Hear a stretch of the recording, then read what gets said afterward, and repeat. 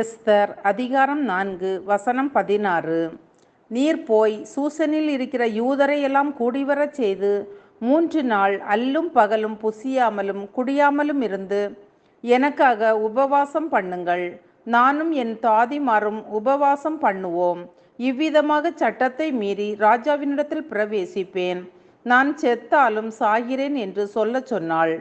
அன்பான தேவ பிள்ளைகளே, எஸ்தரின் இந்த தீர்மானம் அவளையும் மொர்தெகாயையும் மட்டுமல்ல 127 நாடுகளிலுள்ள யூதர்களின் உயிரையும் காப்பாற்றியது.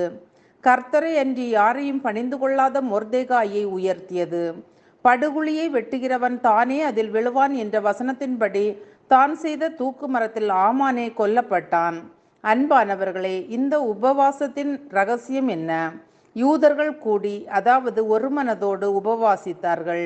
3 நாள் புசியாமலும் குடியாமலும் எஸ்தருக்காக உபவாசம் பண்ணினார்கள்.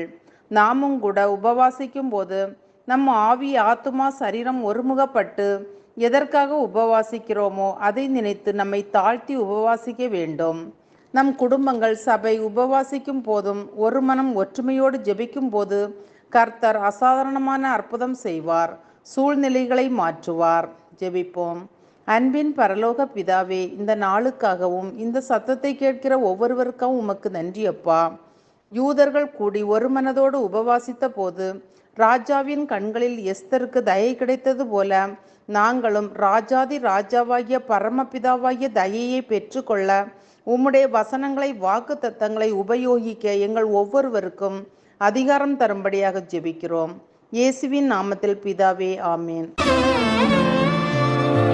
அறியாத வழிகளிலே என்னை நீர் நடத்துகின்றீர்.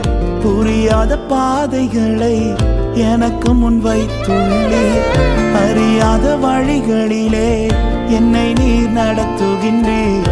தெரியாத பாதைகளை எனக்கு முன் வைத்துள்ளீர். இருளை வெளிச்சமாய் என் முன்னே மாற்றிடுவீர். இருளை வெளிச்சமாய் என் முன்னே மாற்றிடுவீர். தீமையை நன்மையாய் எனக்காய் மாற்றிடுவீர். தீமையை நன்மையாய் எனக்காய் மாற்றிடுவீர். உம்மை நம்பி நடக்கிறேன் என் தகப்பனே. உங்க பாதை நன்மை என்று நம்புகிறேன். உம்மை நம்பி நடக்கிறேன் என் இயேசுவே. உங்க பாதை நன்மை என்று நம்புகிறேன். நீங்க பிடிச்சிடுங்க உங்க கரத்தால என்ன. நீங்க நடத்திடுங்க உங்க சித்தம் போல என்ன. நீங்க பிடிச்சிடுங்க உங்க கரத்தால என்ன. நீங்க நடத்திடுங்க உங்க சித்தம் போல என்ன. உம்மை நம்பி நடக்கிறேன் என் தகப்பனே.